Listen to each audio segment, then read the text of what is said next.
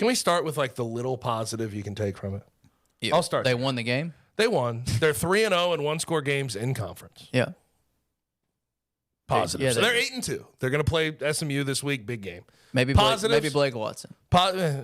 22 for 83. 83. But he did have 2 touchdowns. 2 touchdowns. But either way, let's leave that there. He had a fumble at the goal line, too. That's also true. Inside the 5. That's also true. Inside the 5. So let's leave that there for now. Negatives. That defense, I don't even know where to begin with how to fix it. No. Like, you can't even, in 3 straight games, they've given up 35 or more points. 38 or more points, really. Yeah. In the first one, North Texas, okay, good quarterback, Chandler Rogers slinging it everywhere. I thought you were in position. You had good one-on-one matchups. Your DBs didn't make plays. Mm-hmm. Okay, you chalk that one up. You're like, okay, maybe next time they'll make plays. Against South Florida, Byron Brown, freshman quarterback, just coverage bust after coverage bust. Just all over the field. Yep. Like no one in position, wide open receivers, just running wherever the hell they want to go. And you're like, okay, well, coverage bust. Maybe they tried to run a zone. Guys were not familiar with what's going on. USF is really fast. Whatever. Then you get to Charlotte. And you go, okay, well, they can't throw the ball. They can't throw the damn ball. The secondary's been exposed, but they've been pretty decent against the run. Outside of the Navy game, maybe. And that's Navy. It's different. And a guy who had 4 yards all year and now has 202 yards. And 3 touchdowns. And 3 touchdowns. He ran for 198 of his 202 yards in this damn game. Yeah. Just right up the gut. Yeah. Just bad tackling. Defensive linemen couldn't get off blocks, which surprised the hell out of me. I'm like, I thought we had more playmakers. I thought there were more playmakers up there. But Hassan Wilson had the game of his life, and I doubt he'll ever have a game like that again. Yeah. And then outside of that, like the other thing they did, play action tight end in the flat. And he had 117 yards and 168 that the quarterback threw for. Yeah. Doing that. Yep.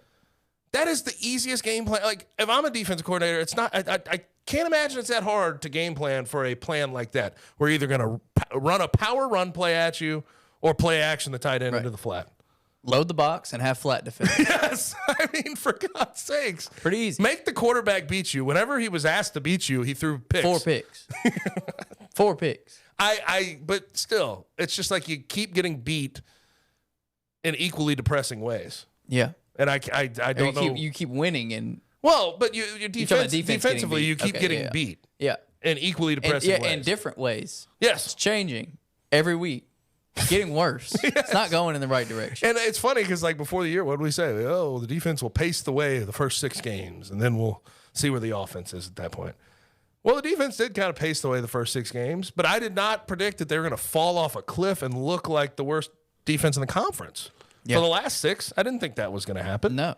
And this goes back to what we talked about last week. It doesn't make any sense.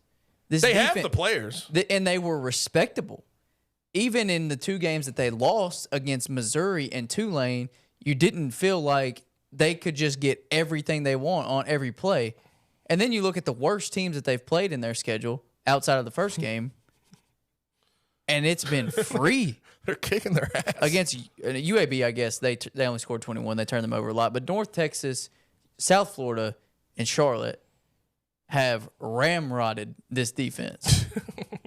I don't get it. I like, people will ask me, like, oh, so what do you think the defense needs to do to sort of fit? I have no idea. No answers. I have no real answers, and it stinks. Yeah. So because I'll tell you this, you better get it figured the hell out this week, or you will give up 850 yards. Legitimately. Not kidding. Preston Stone will throw for 500, and they'll run for another 3. Yeah. For real. Because right now, they don't really have a redeeming quality to their defense. They can't really stop the run. They can't really, in the secondary, get it all together. They're busting coverages. They're not making plays in one-on-one. Turnovers is the only thing that you could potentially point to. But Chandler SMU's Martin does is not. The only thing. Chandler Martin is the only thing. He's great. He's great. I'll give him a lot of credit. The pick 6 was huge. They needed every bit of that. And he is all over the field. But here's the thing. It doesn't stop at Chandler Martin where their talent is. Right. I think Jeff Canton-Arku's a good player. Right. I think Jalen Allen's a good player. Whole I think line's Cormonte talented. is a good player. Right. I think Josh Ellison's a good player. I think Greg Rubin, I think he's a good player, but they're just not making plays, and I don't know what's going on. I can't. You want to have like a fix. You want to be able to put a finger on, hey, this is what they're doing wrong. But it's secondary. It's up front. It's everything right now. It's just not coming together.